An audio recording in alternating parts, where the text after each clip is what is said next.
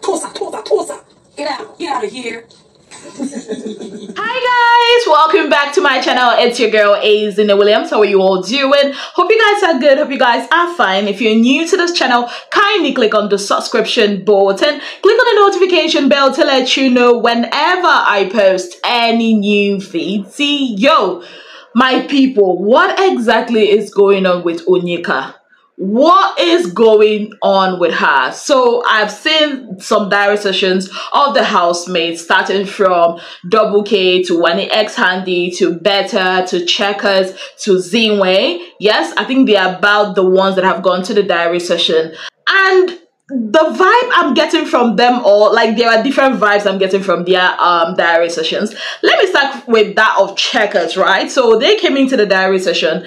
I always look forward to their diary session because they're always going to entertain me. Onyeka is going to make me laugh and all of that. And that's how it started until I started noticing some things. When Big Brother asked them why they think or who they think nominated them, and I think they said Ozee, they were sure of that. And Onyeka started talking about how some ladies, you know, are not happy with her because of the ships in the house, how she has a jet ski, you know, and she will be on her own and their ship partners or captains will come near her jet ski and all of that. She was just speaking in quotes, and Big Brother pressed and pressed, even her sister pressed to know who is, I mean, which ship are you affecting? You know, and she was very tight-lipped about it. She didn't really want to talk about it until Big Brother said, you know what, you've got to be very specific.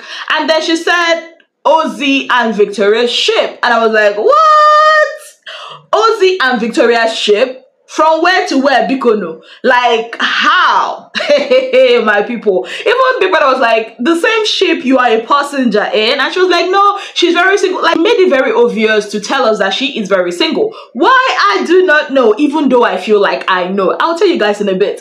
And that was part of the thing that kind of threw me off. And then she started getting emotional. She started crying. And Big Brother had to press and press and press to know what exactly was wrong with her, why she was being emotional, why she was crying. And she later said, oh, because of her ideas, you know, people say that she does not give room for other people to bring their ideas. Then she brought up what happened yesterday with Femi, I think, yeah, Femi. And she said that Femi had told her when she was, I think, the time for them to select songs that they would use for their wager presentation, and because she knows some intricate things about dancing, because she has danced, or she used to be a dancer back in secondary school, and then she brought it up, and Femi wanted to choose a slower song because we all know Femi is a professional dancer, and she was like, no, and Femi shut down her ideas and said she doesn't allow other people to speak up their mind or to say their ideas. And I remember vividly yesterday that after that had happened and she had a conversation, in fact she had a fallout with her sister that same yesterday night, I remember that Femi had also come to her to clarify what he means, telling her that what you think it is what I'm saying, it's not exactly what it is, and they cleared that out. They were good. So imagine my shock when she brought that up as what was making her cry. In as much as I want to believe that that was what was the pent-up, you know, emotions. Sorry, I'm gonna be blunt. Onyeka is my girl. And I think I've said this before in another video where I told you guys that Onyeka is that kind of girl that she might like a guy, but she will not want to admit it because she feels like if she, you know, kind of voices it in any way, it kind of like will be embarrassing if the guy doesn't feel the same way. And I told you guys that in order to max that up, she's that kind of a person that will be your friend and start making jokes about it. And that's exactly what we are seeing today, what we saw in that diary room. That whole thing, that whole emotions are valid, yes, but that whole emotions, honestly, I do not feel is because of that wager or those things being misunderstood. I feel it's because the man she has feelings for in that house, the man that has always given her attention, is suddenly giving another girl the attention, and that girl is Victoria. Because tell me why it's telling others that, okay, it's Victoria and Ozee ship. Yes, she mentioned Suj and Nelly, but that wasn't really the focus of what she was talking about. Like, I'm that kind of a person that when I'm listening to people, I just don't listen to what you say. I listen to what your body is trying to tell me that you're not saying. And it's quite obvious. It's quite obvious that she likes this guy. And she's not, like, okay with the fact that Victoria is in that turf.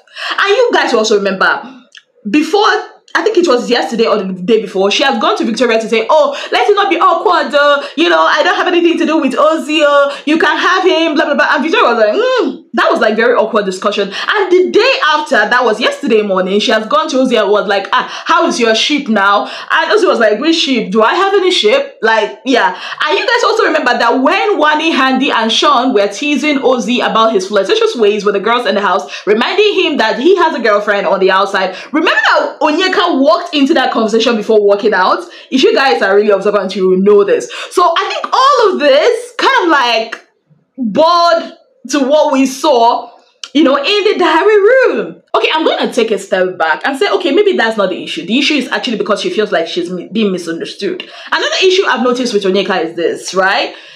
She loves to be heard, but she refuses to listen. She hears to respond and not hears, like, she hears to respond and not to understand.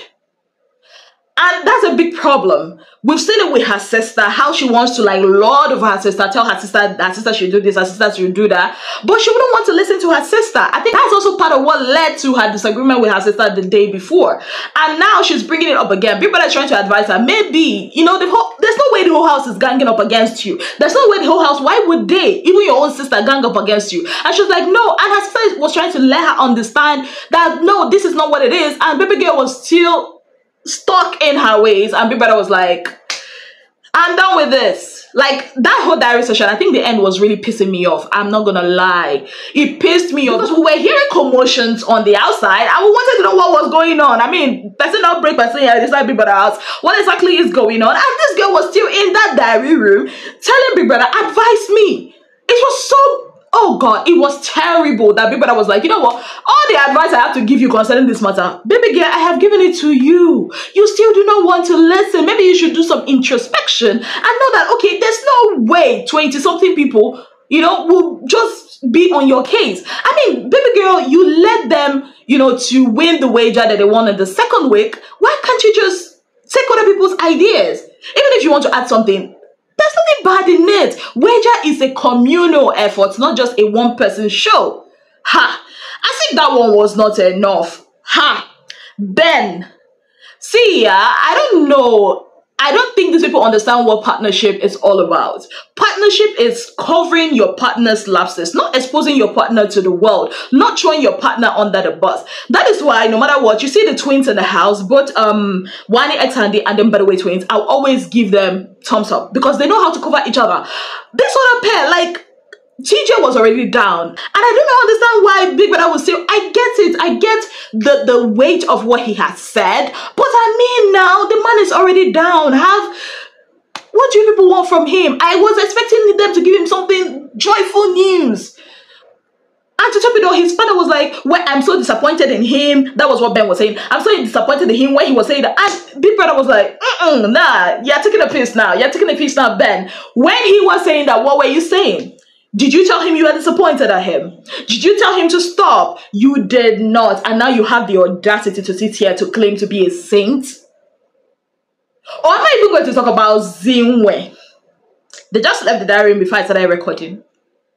Like, the audacity of them to sit there to lie that, oh, she had ranted way before she found out that it was Nelly that brought her jewelry pouch.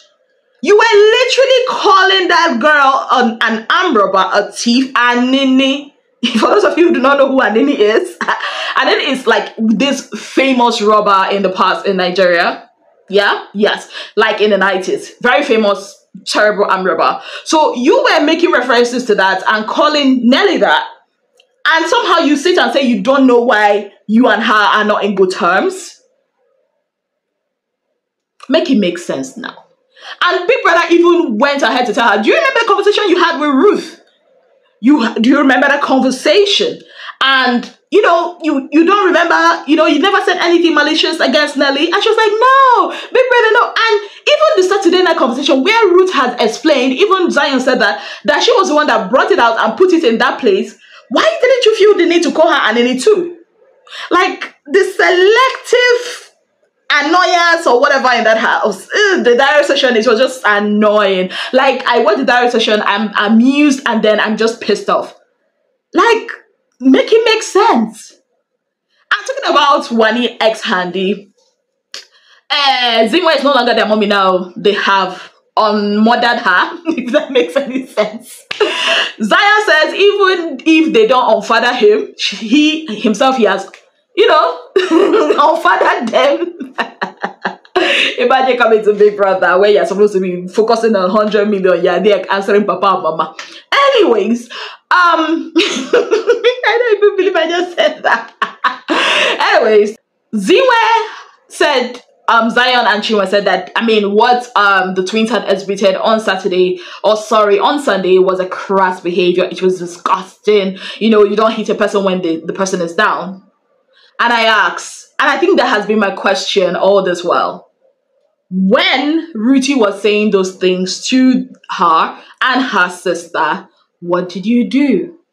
Did you also think that that might be crass? Did you also think that that might be disgusting? It did not disgust you that someone, your fellow friend or a friend of yours who is a housemate, called another housemate, you know, a slut?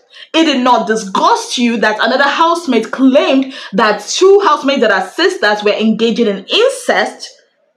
It did not disgust you. What disgusted you was the fact that they said, po, po, po, po. And all of a sudden, do not hit a person when the person is down. In this life, yeah, if there's something I respect love. You know me, I'm a lover of love. I also respect the hate. What do I mean? A person that hates, you know, you and shows you that they hate you and do not deny it and stands on the hate business, I respect that. What do you expect them to do? That, okay, they left. Okay, so what? So they left. So, I mean, looking at the circumstance, had it been Wanni and Handi had done this maybe 2 weeks after, you know, let's say Ruthie had stayed and 2 weeks after they left, I would have said, nah, that's a very crass behavior. I would have supported that. But knowing that they had a major fight, that they were defamed the night before, you sit here and tell me that what they did is crass, is ras, is disgusting. Anyways, that's about that. Double K, my people. See, I think I said this in my video I did earlier today. When it comes to nominations, right? When it comes to nominated people, I feel like we should not be, how do I put it? Oh, why did you nominate this person? Why did you nominate this person? The person that they nominated also nominated people. You know, Double K said something and said that, oh, Wanni and Handi were campaigning for people to vote out Flourish. And he said that, you know, a lot of them did nominate Flourish, you know, because of what Wanni and Handi had said, and they have forgotten how much of a good person that Flourish had been to them. I do not support them doing that. I understand that. But what I do not understand is, or the question I like to ask is, the people that you nominated to be voted out, were they not also good people? Like, you nominated somebody you wanted to leave. Other people followed another person's advice, like he said, and nominated other people. So, what's the big deal? What's the big deal? Wanni and Handi came into the diary room, you know, they said that even if they brought them, they would still be giving them rat-ta-ta-ta-ta, whatever. You know, basically they were gloating that Ruthie had left. In my head, I'm like, it's okay. I mean, she has left. Move on. You understand? Move on to better things. Move on to focus on your game, right? I respect the hate you guys have for each other. I respect it. The game is the game. This is not me, because Big Brother has never really been a morality show. But when you keep gloating, even when the person has gone, isn't it? It's not for that. I feel like they should wrap it up and stop this whole conversation about Ruthie. Let's focus on the vibes that we are here for this week. And I heard that Munchit will be in the building very soon in the Big Brother house. You all know with Munchit, it's about to be fun. Remember that, I think it was that season, and Kes was asked to recite that Munchit thing, and he was like, Munchi. That was actually funny. I hope they bring an interesting game like they did with is it the All-Stars? No, I think it was still final season, you know, and we'll have fun. I mean, it's vibes. Let's dance. On that note, guys, I'd like to say a very big thank you to you all for being part of my channel. Pause before I do that. Hope you are still voting for your faves. 5 pairs are up for possible eviction on Sunday.